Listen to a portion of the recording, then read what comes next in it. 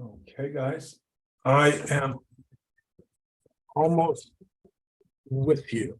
So just give me a second. Okay.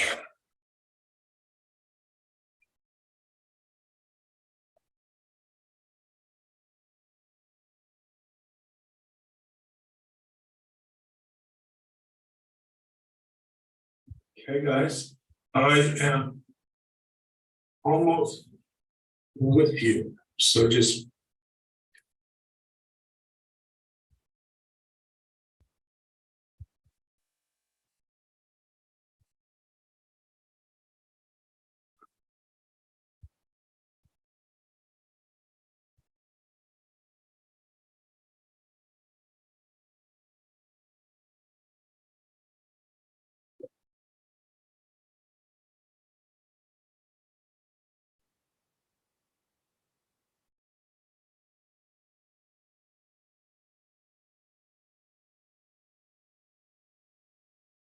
well, hello, Beach Bunny. I'm glad my book helped you. Sean, Sit Pretty Baby, T57. Yeah, Sit Pretty Baby, I create terms, and I do that because, hold on one second, I need to clear something off here. This will just take a minute. There we go. Okay. Yeah, for the person that had said they've never heard of my term parasitic narcissist, well, I create terms. I guess I'm lucky, maybe blessed, maybe gifted, who knows. But in my therapy sessions, whether it is the ones with my clients or the periodic moments where I seek my own help, I come up with metaphors or explanations or descriptions.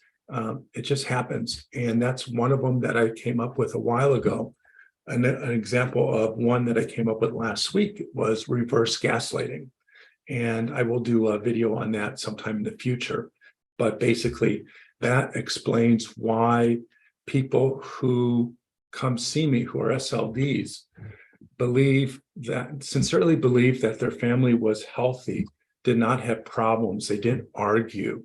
But once they give me details about the family, it's very clear to me that they were gaslit to believe everything was perfect and they didn't have problems. And I call that reverse gaslighting.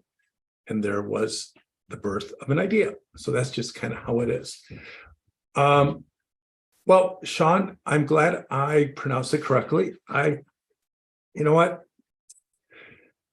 I have a lot of empathy, but I have to be honest, I pronounce names incorrectly all the time. And I guess that's just, so I'm glad I did it right for you this time.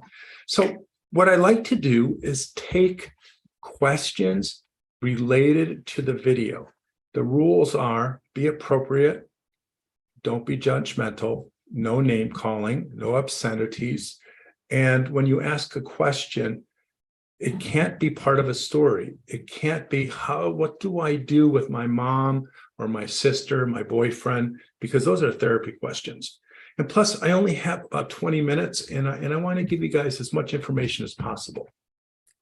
So with that in mind, oh yeah, one last question. End the question with a question mark, because if you don't, I will likely miss it. So I'm going to look to see if there was a question. So Dynamite Dill, nice to hear you again. How can narcs be so full of shame and be shameless? The term shame and shameless might seem contradictory, but if you understand pathological narcissists, they either have, according to my Human Magnet Syndrome book, narcissistic borderline or antisocial personality disorder. They have tremendous amount of shame that is taken offline and made to be unconscious or disassociated. So it's difficult for them to become aware of it. And it is that shame that the unconscious part of that shame directs them in their shameless acts. KT, your question is an example of one that needs a question mark, but I'll answer it. So please, guys, if you have a question, end it with the question mark. And I completely want to encourage you guys to answer questions or make comments on anything that's out there. T goes, how is it that these parasites go on with any legal consequences? Well, that's a really general blanket statement. They do, but because they tend to be covert narcissists, some of them tend to be sociopaths. They are good at pretending to be normal. If they have money, power, influence, they can manipulate the SLD or the codependent and systems that represent them because they are emotional manipulators. But they are capable of being, they are held accountable to consequences. It's just difficult. The other thing to consider is the SLD. By the way, codependency, I renamed to self-love deficit disorder, SLDD. A codependent, I renamed to self-love deficient, SLD. So to consider in that question is that the SLD, who often is at the brunt of most of the consequences, they don't have a lot of experience in defending themselves. That could be low self-esteem, that could be gaslighting, that can be an imbalance of power and control. No apologies. Denise, I do take clients. I've had a flood recently of client requests, and I only allow myself to work a couple days. So right now I have a waiting list. Because of that, I highly recommend my seminar videos. Back in the day, probably about a couple years ago before COVID, I gave live seminars, educational events, and I recorded those. And those are from 3 to 6 hours, and they're very in-depth. I also have a lot of other materials available at my website, selfloverecovery.com. But do give us a call, go to our website and fill out the intake form, and we can put you on the waiting list, and hopefully that will move quickly. Again, please end the question with a question mark. Tara, what is your opinion on going no contact with a narcissistic family? Well, Tara, that's another blanket question. See, you guys, I'm a psychotherapist. I don't answer anything with short, concise. I don't answer them short, but I don't give short and concise answers when they're complicated. For example, my opinion on no contact with a narcissistic family could vary. What happens if the narcissistic family has someone who you are very close to? What if the narcissistic family is your mother or your father? What if it's your in-laws? So the decision on what to do is dependent on the relationship, the type of relationship with the narcissist and other family members. And that's a discussion to have with someone you trust, preferably a psychotherapist. However, they can also get manipulated by a codependent. That's not a question. That's a statement. You are absolutely right. Codependents can be manipulative. Now listen carefully, guys.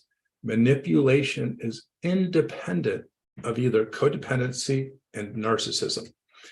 That is why I came up with codependency personality types. An active codependent will try to control the narcissist. Now they can't, but they try. Sometimes they'll try to punish the narcissist and try to get some of the people that they know, including their children, on their side.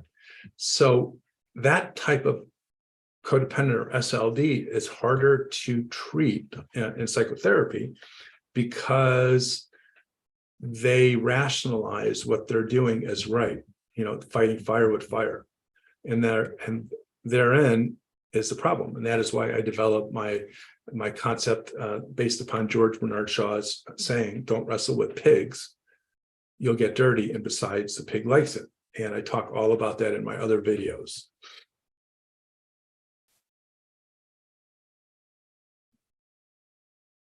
Well, that's really nice. The new life that was so helpful. That's what I live for. But to your question, I love my dad, but he was an impossible to please narcissist. It doesn't seem like a question, but it is tough, Mom. I loved my dad until his narcissism became so toxic, and I realized that he didn't like me, and I had to come to terms with that. And that is a discussion that can go on for 20, 30 minutes. And I'm not here for you guys to tell my story. Questions? End with a question mark. Craig says, with a divorced wife of a codependent son, would a divorced wife of a codependent who has wedged herself between the family. Okay, that's a really confusing. Hey, Craig, do me a favor, reword that. Divorced wife of a codependent son to his parents. Just reword it and I'll answer that. It's too early in the morning. I didn't have my coffee. Tiffany goes, after reaching the step, setting boundaries in a hostile environment, how to build loving relations for the first time. Tiffany, the program I developed, which is now an 11-stage program, is very chronologically ordered. One step precedes the other. And that is meant to describe the treatment process when a person is working with a psychotherapist, resolving each of those steps. When people cannot afford psychotherapy, they use these steps for themselves, and I encourage that. But to your question, after reaching one step, how to build loving relationships in the first time, that is a discussion that goes on for sessions. So, but the goal really is to have, by the time you get to that stage, and I believe it's stage 6 now, but don't quote me, you have to have started to develop self-love. You are neutralizing codependency or self-love deficit disorder. And as that becomes less and less in your life, there's more room for self-love. So it is completely impossible to get to the point where you're ready to set boundaries with the narcissist or the unhealthy people in your life, and you don't have a solid foundation of emerging self-love. And when that is set, then decisions are much, much easier to make because you're not afraid, you're not manipulated, you're not gaslit. I don't know if narcissistic abuse is legal in the UK, but I don't think narcissistic abuse is legal anywhere. I think abuses should be illegal. And the sad truth is most abuse is not considered a crime. Therefore, you cannot make it illegal. As much as I am strongly against narcissistic abuse, it's highly subjective. And the fact that narcissists pretend to be codependents or actually think they're codependents or SLDs, and then they allege narcissistic abuse. So that's a slippery slope. Denise, how does an empathetic codependent, by the way, all codependents are empathetic, it's just what they do with the empathy, avoid getting trapped by the narcissist's wounds and wanting to help them? Get into therapy, because you cannot. One of the things that prompted me to write my Human Magnet Syndrome book is the fact that therapy for codependents or SLDs don't work because they focus on the problems, such as Denise's. So I call that the symptom of the problem. Not enough boundaries, how to set boundaries, how to not get trapped. I could teach someone the answers to that all day. But if in the heart of their psyche, they are an SLD And that goes all the way down. And I do encourage you guys to watch my animated video. Just type in YouTube, Rosenberg animated pyramid. And I have a 6-minute introductory video that talks about what self-love deficit disorder is. At the base is attachment trauma, what the abuse and trauma that happened as a child with a narcissistic parent. From that is core shame. From that is pathological loneliness. From that is an addiction to a relationship. And at the top is everything that a codependent does or doesn't do. And until I started to figure this out 12, 13 years ago, every therapy, the only codependency treatment out there, they all worked on what they did or didn't do. And it never stuck. It never worked because it's not about habits. It's not about learning what to do. Because if you are filled with self-love deficiency, shame, loneliness, and you have this trauma that you didn't even know, this attachment trauma that goes back to your childhood, that actually is sequestered away from your conscious brain, your mind. And the only way to get to it is through a trained psychotherapist. There's no therapy that's going to work. So I could teach someone what to do or not to do, and they'll learn it and they will try it. But when it comes to leaving the narcissist, setting boundaries, something deeper sabotages them. So to your question, I have an answer, and it would be a pretty in-depth answer that could be like a whole therapy session or but it's really not nearly as important as working on the attachment trauma, the shame, and the loneliness and the addiction to the relationship.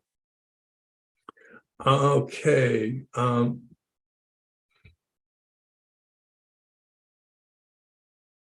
Oh, thank you. And I can't pronounce your name because it looks like it's in Arabic, but I can't tell. And excuse me if I'm wrong. The person that's watching from Switzerland. Could you please repeat that suggestion? I'm sorry, I forgot what suggestion it was. I think I probably said a few of those. But yeah, hey, Dynamite Dill, I love the fact that you use my term vitamin L. I talk about that in my human magnet syndrome. About I use a lot of metaphors, and vitamin L or vitamin love is one of those metaphors. To work on the deep root of attachment trauma, which of your programs do you recommend? So, and I'm probably going to pronounce your name wrong, and I apologize. Adhenet. Okay, you. I recommend this order. Human Magnet Syndrome book. For some people that like presentations, live or audio, there is a Human Magnet Syndrome audio or video. Then I recommend the code. Now, these are my full-length seminars. They're not YouTube videos. Then I recommend my Codependency Cure. Then I recommend the 11 stages of my self-love recovery treatment program. Then I recommend codependency addiction. Then I recommend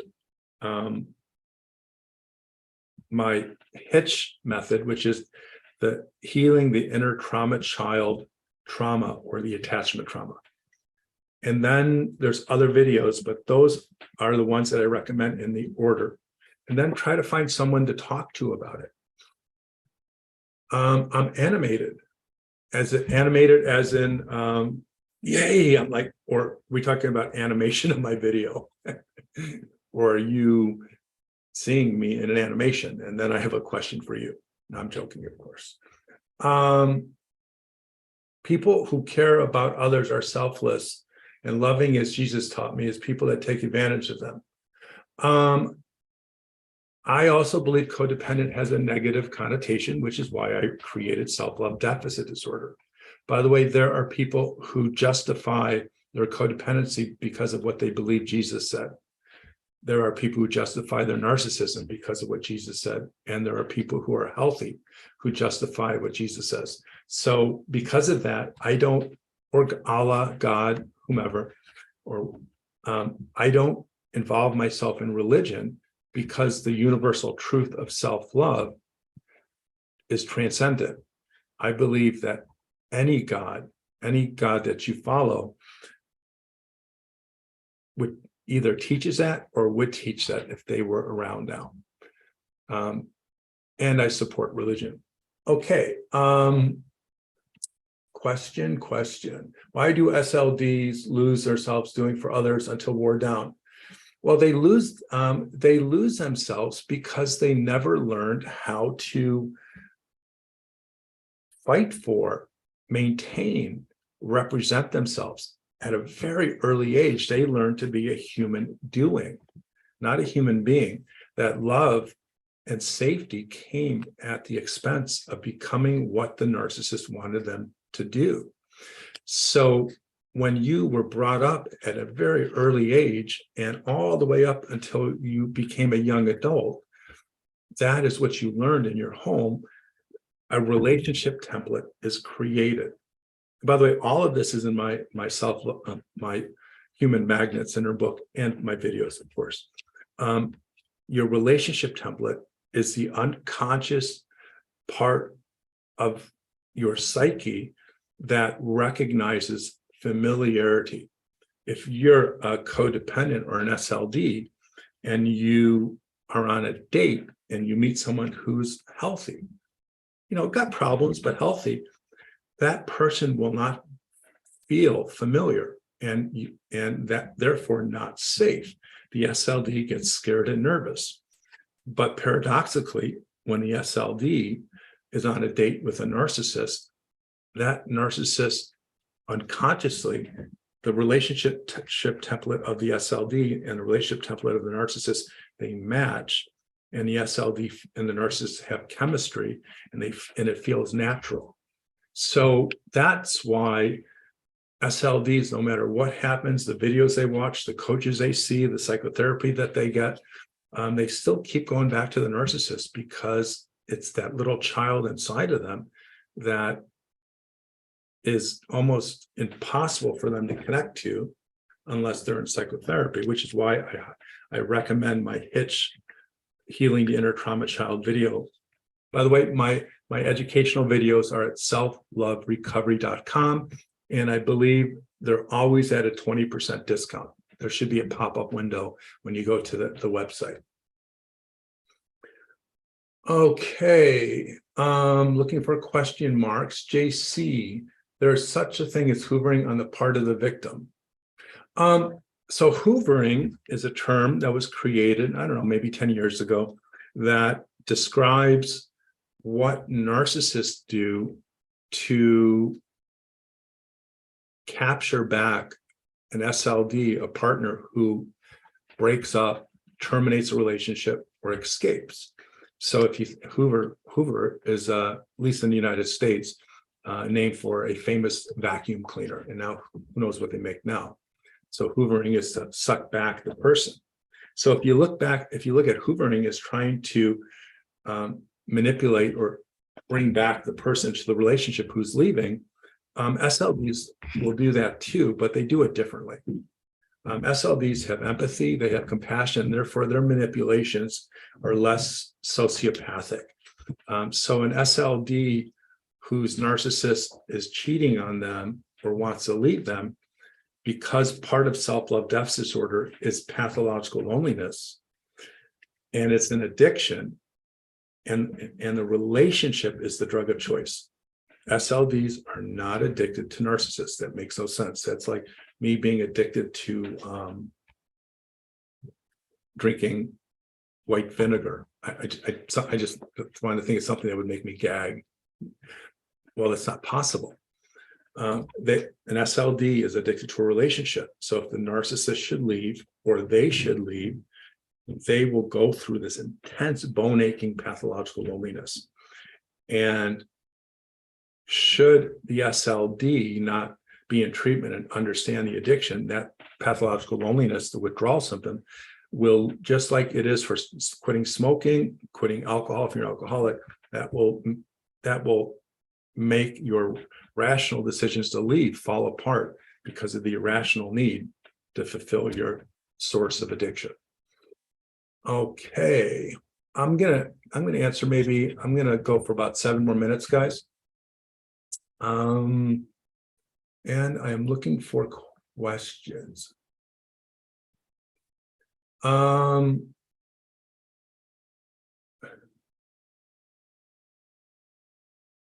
Gosh, I missed a lot of them. I'm sorry, guys. Princess, why have I lost the majority of my friends once I learned to set some boundaries? Well, Princess, you are new to my material, because, and by the way, this is not a criticism at all, not a bit, because if you were familiar, you know about what I call my Surgeon General warning. In the United States, there is, the president appoints the head medical practitioner to oversee medical practices in the United States, and they call that the Surgeon General. And so on a pack of cigarettes or bottle of wine in other areas, there's a warning. It says, if you smoke this, you'll get emphysema, your babies will be smaller. And so we call that the Surgeon General warning. So me loving analogies and metaphors, I created my own Surgeon General warning that says, should you participate in self-love recovery treatment program or some form of codependency treatment and move or heal enough where you become less self-love deficient and more self-love abundant, you will lose between 50 to 85% of the loved ones. Now, this is important because it is both the narcissists and the codependents. You both will not tolerate the same neglect, abuse, abandonment, manipulation, and therefore not want to be in those relationships. And this goes back to an earlier question, not because you learned something, but because you don't want that anymore. It feels bad and it makes you emotionally sick because you're healing from the inside. And therefore, you will start to want to take yourself out of these relationships, whether they're a spouse, a best friend, people you work with, because you have a choice and you realize you're not a prisoner. And when you start, and so that is what I call in my 11-stage treatment program, that's stage 6 or 7. I should know, but I don't, right? I mean, I create so much stuff, it's hard for me to remember everything. But when you reach that stage, you are ready to set boundaries in a hostile environment, and you know all about the exodus of the narcissist, and you don't set the boundaries until you're ready. You also lose codependence. One is the human magnet syndrome changes.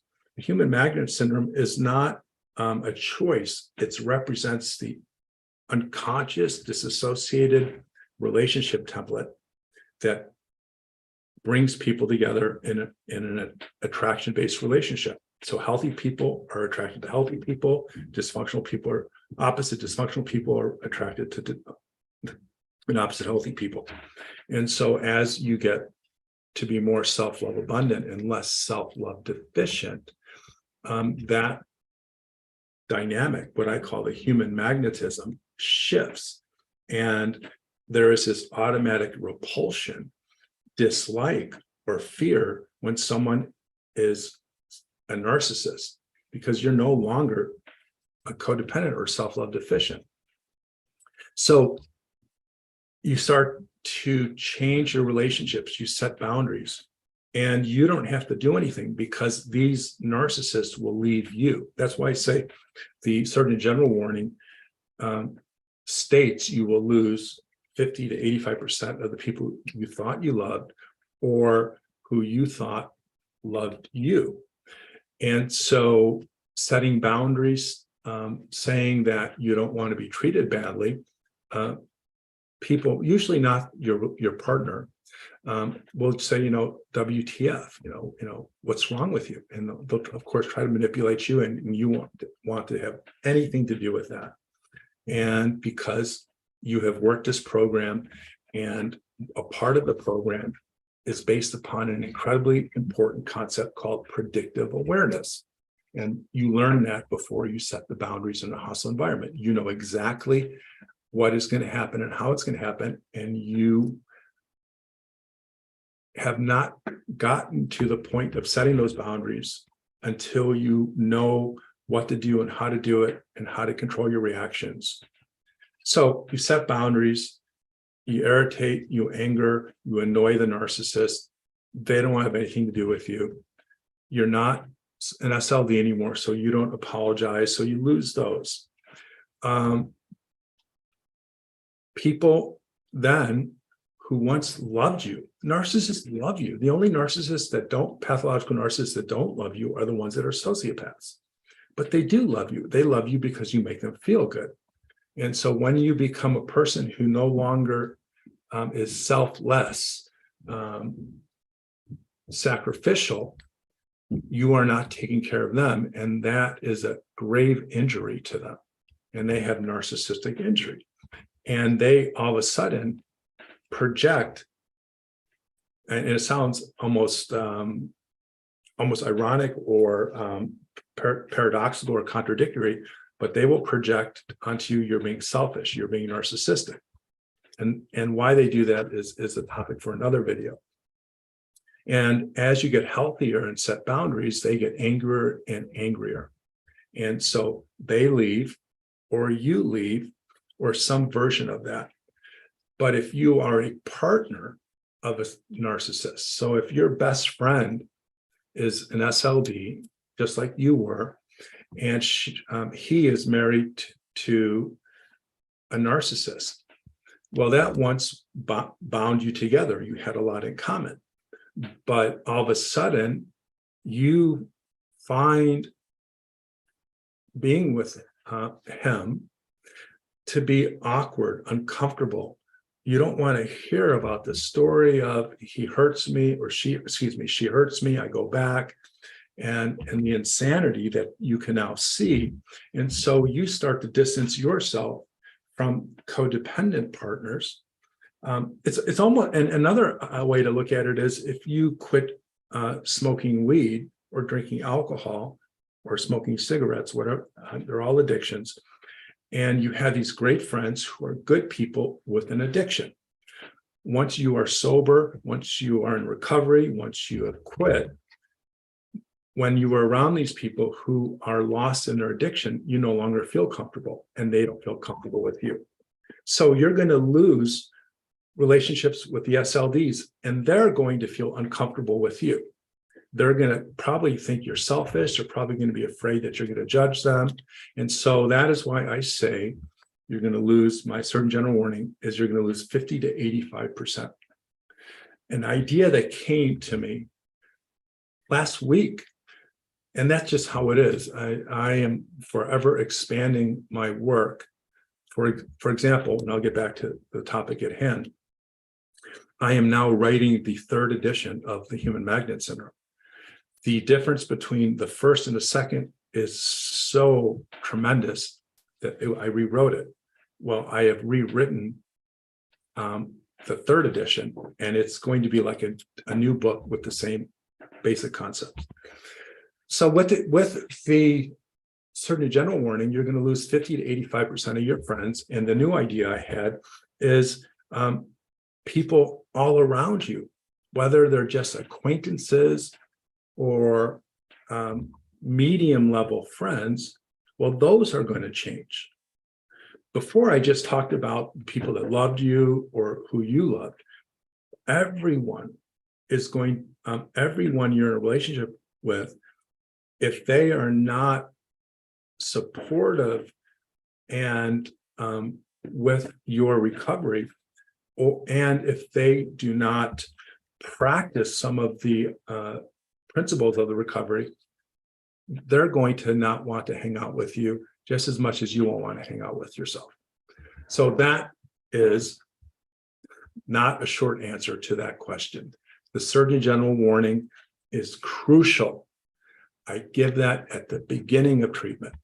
I give that at the most crucial points of the psychotherapy, the sessions, when my clients need to decide, do they keep moving forward? It's an ethical responsibility. Think about it. If a client comes to me and says, I want to solve my self-love deficit disorder, Ross, I'll do anything. And they hire me as their therapist.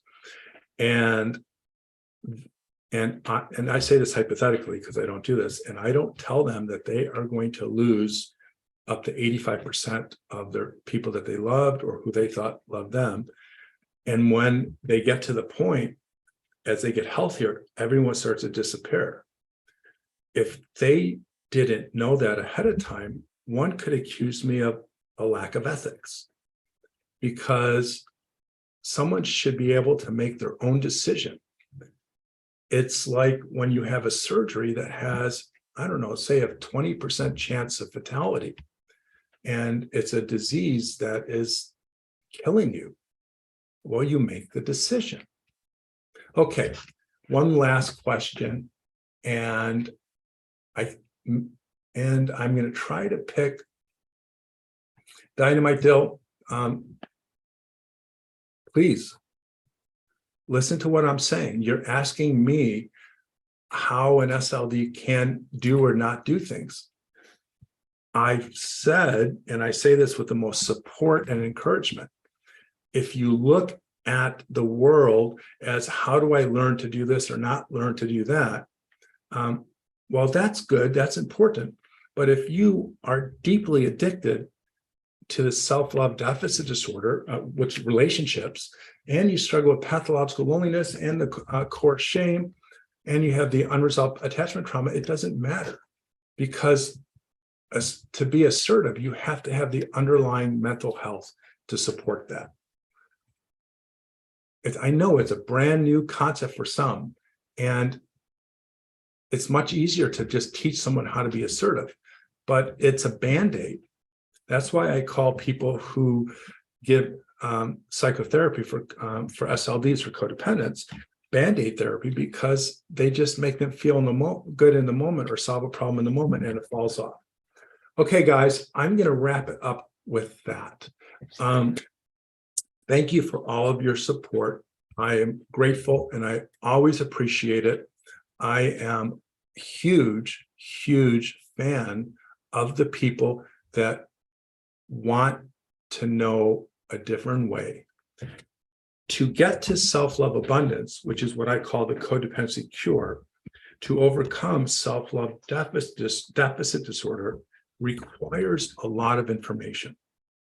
And if you've read my book, The Human Magnet Syndrome, the second edition, which is the only one you can get now, and of course, hopefully you will consider the third edition, you'll notice that I give tons of information. So I am as much an educator as a psychotherapist. And for me, there's no difference. Education, information, learning is important in the healing process. So if you cannot afford a psychotherapist, are seeking therapy with me and cannot afford my rate, right now I have a waiting list, then get the information.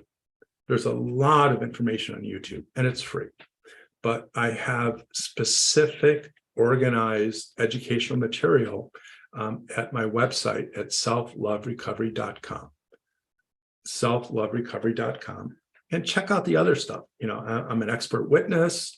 I have audio, video, I have a podcast, I have events. And if you want to get updated on all the latest